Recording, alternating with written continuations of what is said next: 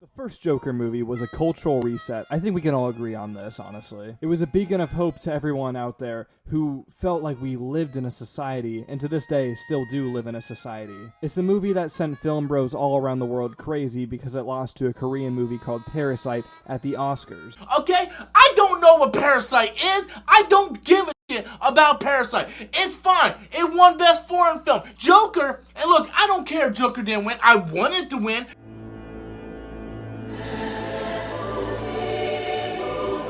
In all sincerity, though, Joker wasn't like an amazing movie. It also wasn't bad, though. You see, this movie does a lot of good things right. It has a great acting performance by Joaquin Phoenix, which I think carries the entire movie. Let's be honest, the script writing, it's okay. The writing is fine. It isn't necessarily great. I think something that this movie kind of fails at is that it's never going to be able to live out of the shadow of a movie like Taxi Driver, which it is almost to the point obsessively based off of. It follows the protagonist, Arthur Fleck, or antagonist, you could say, and he's really just a mentally ill, insane person. But why do you guys care about the movie?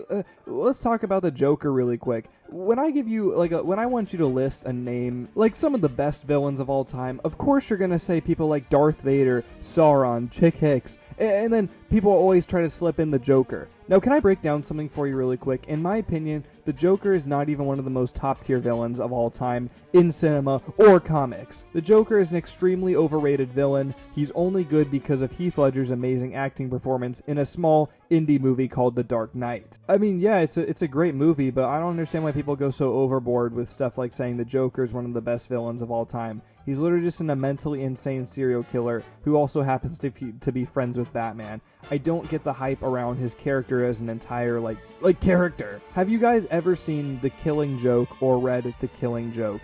It sucks. It's probably one of the worst things I've ever read, and I'm willing to debate this in the comments. Now that I got that out of my system, we can actually talk about the movie. It's a fine movie. It's not amazing. It's also not bad. I've said that like 5,000 times now, but what's the point? The Joker's really just he's really just a character for people to say that they relate to when they actually don't relate to him. You're not climbing in your fridge every night. You're not actually bringing a gun to the hospital. If you ever say you relate to the Joker, just never talk again. It's the equivalent of people who go on TikTok and say that they relate to characters in manga like Eren Yeager. I've become so much like Eren Yeager, it's scary. I wear black cardigans, verbally assault women, and physically assault my friends. It just makes no sense. Like, what are you talking about? But the ending of the first Joker movie is actually pretty good. It kind of leaves you with a satisfying ending. It makes everything kind of come full circle, and you finally see a mentally insane 40-year-old weirdo transfer into a serial killer. And for some reason, they decided it was a good idea to announce Joker 2 when the first one had just come out. And for a while, the hype kind of died down. I kind of thought Joker 2 was just more of a theory at this point and more of a state of mind than it was an actual concept. But no.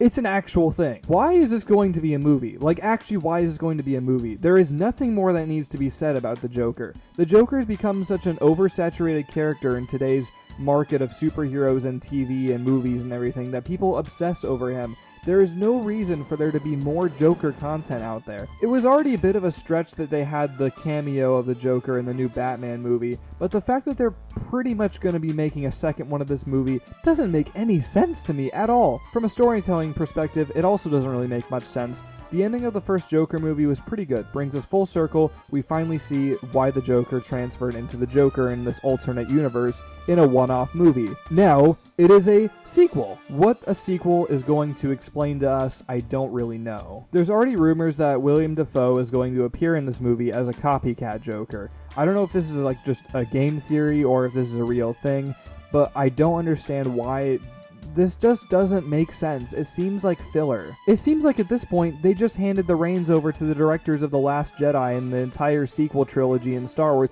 and just said, hey, we just want to completely mess up everything we did with the first movie. It's also in rumors that Lady Gaga is going to be cast to play Harley Quinn in this movie. Just seeing how this title is French for something about two people. I don't speak French, so I don't know anything about this. But for some reason, they've decided it was a good idea to cast Lady Gaga as Harley Quinn. Now, as the famous Kanye West said, I like like some of the Gaga songs. What the f does she know about the Joker? Harley Quinn's one of my all-time least favorite Batman characters to go along with pretty much all girl characters in Batman. Maybe you can just call me a chauvinist. I don't really care. I don't think a lot of the girl-female characters, besides people like Catwoman at times, have ever been good introductions into the Batman trilogies. Now, obviously not all of them. It's mainly just Harley Quinn. I don't know why I went on all that rant. And it's going to be a musical. A musical. I truly don't understand why this is going to be a thing. I don't really have many more comments about this movie except to say I probably am going to watch it just to see how horrendously bad and cinematic of a failure this is going to be. I truly don't know how they're going to make this work, but I'm excited to see. Moral of the story being, just don't have Harley Quinn in your movie and it's probably going to be good.